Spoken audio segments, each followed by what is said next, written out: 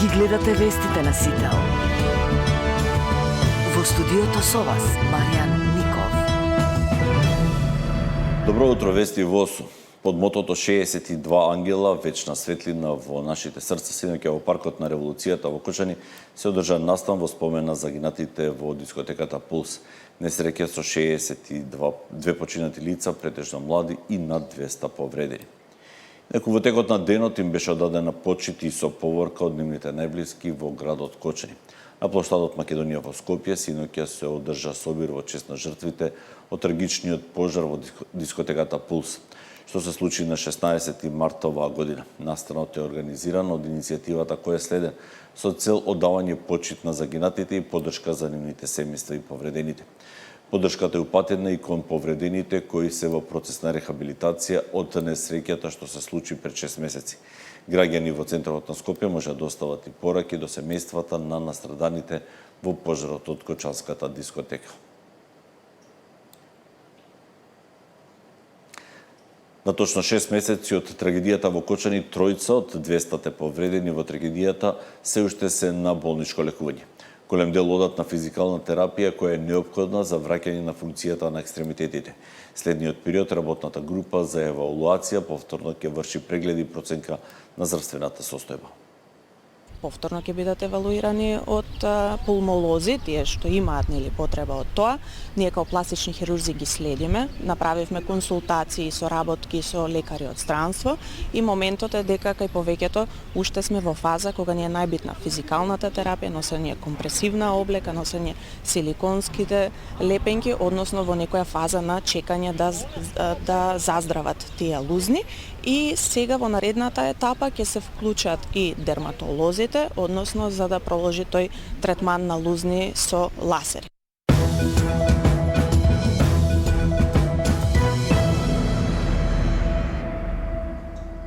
Нема крај на пожарите. Синоќа, односно претходната вечер, пожар со висок ризик се случи во Скопје.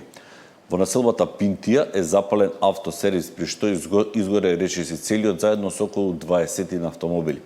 Со брзата интервенција на пожарникарите избегната е голема катастрофа. Пријавата пристигнала нешто пред 4 часот, а на терен интервенирале 8 противпожарни возила. Пожарот е подметал според снимките кои се објавени од безбедносните камери. Се гледа како едно лице се прекачува преку ограда, врз автомобилите истура бензин и потоа ги пали и бега. Полицијата веднаш ги евакуирала жителите од населбата Каменик, кои живеат на само неколку метри од автосервисот. Жителите велат дека слушнале експлозија, а брзо потоа полицијата им тропала и на врати.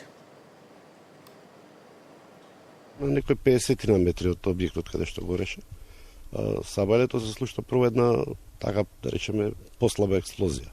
После тоа дојде полицијата, ме замоли да се евакуирам и не тргна сите дека што сме во улицата, горе, најгоре на улицата на безбедно место. Пожарната беше присутна, пламенот беше многу голем, сепак се работи за автосервис, каде што има гуми, има улје, дел од возилата верувам дека биле со дел од гориво внатре, сепак мислам не беше седно да го гледате тоа и да стравувате за својот дом. Институтот за јавно здравје синоќа соопшти дека одземени мостри од повеќе локации од подрачје на пожарот во Трубарево за испитување на тешки метали во почва нема отстапување од референтните вредности за сите испитани 16 тешки метали. Се забележува дека зголемување на 2 параметри на бакар и цинк само на едно испитно место, а тоа е површинскиот слој каде што гореле литиумски батерии и истото е во рамки на очекувањата.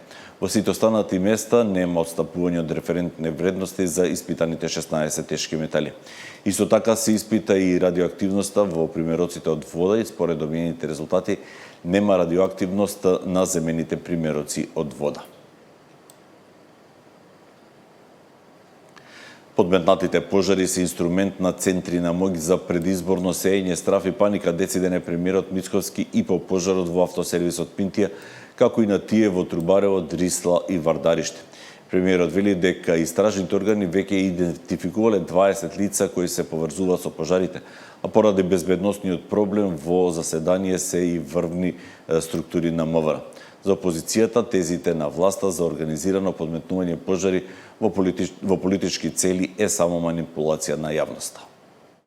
Видовте како дрско се подметнува пожар и тоа е само уште еден доказ за тоа што го зборувам цело време, дека за жал постојат центри на моќ кои што се обидуваат да внесат страв, паника кај граѓаните пред изборите и одговорот на прашањето кому тоа му одговара, мислам дека со една многу кратка анализа ќе го добиете самите ако направите. Идентификувани се од прилика 20 лица за кои што постои основано сомневање дека стојат позади целиот овој процес. Истовремено имавме одредени дојави кои што ги собиравме изминативе денови и во координирана акција Министерството за внатрешни работи со Министерството за животна средина ќе постапува во деновите кои што следат. После толку многу манипулации, толку многу измислици, прашањето е дали воопшто граѓаните можат да му веруваат. Не. На Христијан Мицкоски дефинитивно не може да му се верува. Јавно искажаниот збор на еден политичар, особено на председател на влада, носи тежина и голема одговорност. Зборовите можат да предизвикаат страв, паника или да влијат врз стабилноста на државата.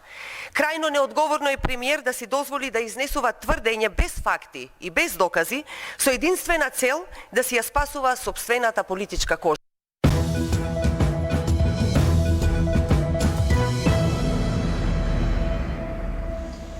Граѓаните од вчера ќе може да пријава злоупотреба на службени возила на телефонскиот број 070 399 050 или на мејл ќе може да се пријави ако некој се вози за приватни или партиски цели со државен автомобил. За полесно препознавање веќе е почнат процесот на означување со црвени таблици.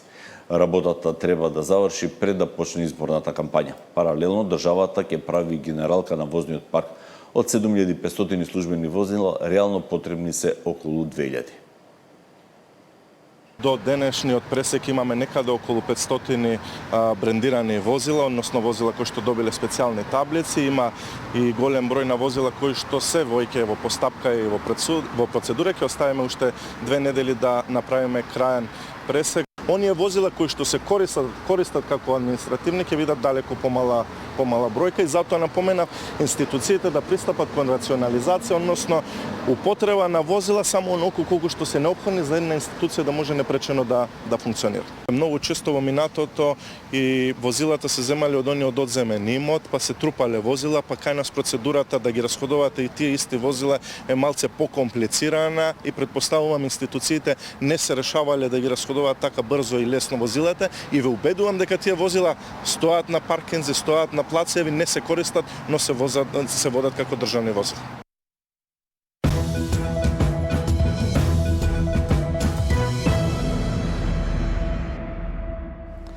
Фудбалските прволигаши вчера одигра 2 надпревара од 6-тото кол. Башкими го победи Силек со 2-1, а Македонија Ѓорче Петров славеше против Брера со 2-0.